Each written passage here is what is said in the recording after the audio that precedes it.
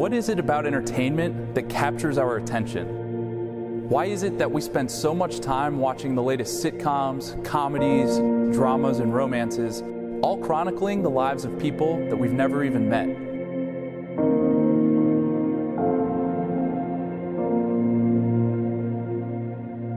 Maybe it's because there's this certain pageantry and suspense, drawing our attention to this spectacle in such a way that we just can't stop watching. The movie Gladiator illustrates this perfectly.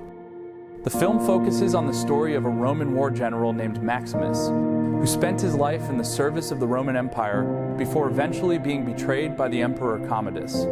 Maximus escapes death, only to be sold into slavery by North African traders and forced to fight as a gladiator in the arena. At first, Maximus isn't willing to participate in the bloodshed that takes place in the arena. But soon he realizes the powerful influence of entertainment. The crowds begin to cheer him on and boo his opponents.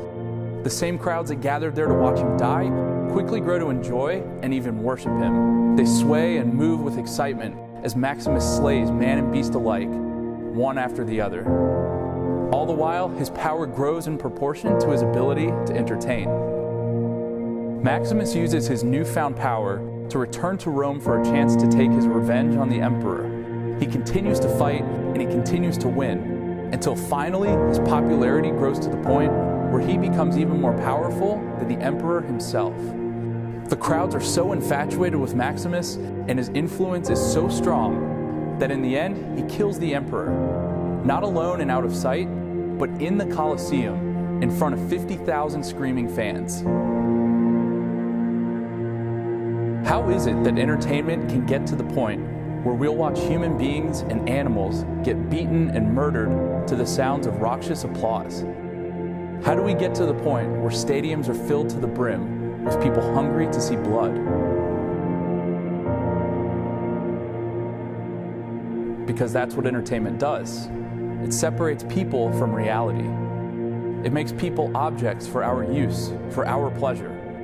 It says that we can just watch other people experience pain and suffering while we sit comfortably unaffected. True art and fiction are supposed to be about the human experience. They show us what it's like to be alive in this world. Authentic art allows us to identify with something outside of ourselves. It gives us a glimpse into the world of another, even if we've never personally lived their experience. We can share a glimpse of a character's pain, their joy, their wonder. True art facilitates relationship. This is nourishing and redemptive, and we become less alone inside. But entertainment is only about what feels good in that moment, about what I can get out of this.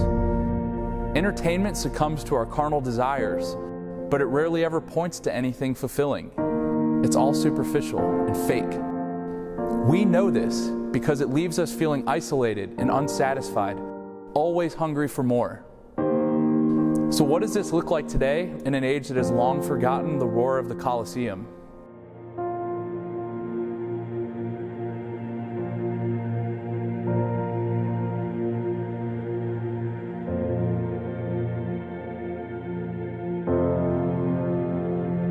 Nobody who lived in the 80s or 90s can ever forget him. From his over-the-top interviews to his daring stunts, his intense passion for sport knew no limits.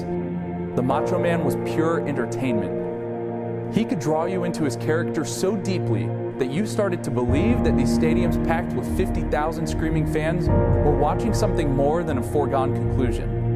You believed that you were watching something more than a well-rehearsed display of power and athleticism. And eventually, you forgot that this wasn't reality. You forgot that this was an illusion or a show with the explicit purpose of taking your cash. That's what entertainment does. It separates us from reality most of the time, just to make a buck or push an idea or an agenda. Sometimes it's a product and sometimes it's a vote, but either way, the goal is to get you outside of reality, which is a dark and lonely place. A place where war isn't always glorious and celebrated, but is actually terribly harsh and painful. A place where love takes more than just flowers and fancy speech. It takes time and sacrifice and effort. A place where talent doesn't just appear out of thin air in arenas and courts, it's harnessed and trained into submission. That's part of the reason that we can appreciate the Macho Man. He was so profoundly over the top that in some ways he was pointing back towards reality. He somehow points us back towards authenticity and real art by so shamelessly mocking the mindless entertainment of the day. He was forcing us to wake up and actually look around. Maybe the Macho Man was some New Age prophet calling us back to reality, like Moses and John the Baptist. Or maybe he was just an eccentric bodybuilder who liked to lift weights and throw human beings around like pinballs. Either way, he exposes the lie that exists in entertainment, the same lie that Maximus finally overcomes when he defeats the emperor. Rome is returned to the people, and Maximus joins the family that he loves. Entertainment isn't bad or evil, but it can be dangerous when it no longer brings people towards truth. The excitement of a crowd can stir the blood and send shivers down your spine. That's part of who we are as social beings, and it can be good. But we always have to ask ourselves if our entertainment is coming at the expense of another, discerning whether or not we're using it to escape reality. Because true art pushes us into reality, into truth. Or maybe it actually pushes reality and truth into us. It illuminates our experience and what it means to be alive. At the end of the day, true art makes us more human. The Macho Man knows best that bad entertainment creates a world where nothing means nothing. And Randy, Nothing means nothing. Nothing means nothing. Man. Nothing means nothing. What do you mean by that? More, I'm talking about all the way to the top, yeah.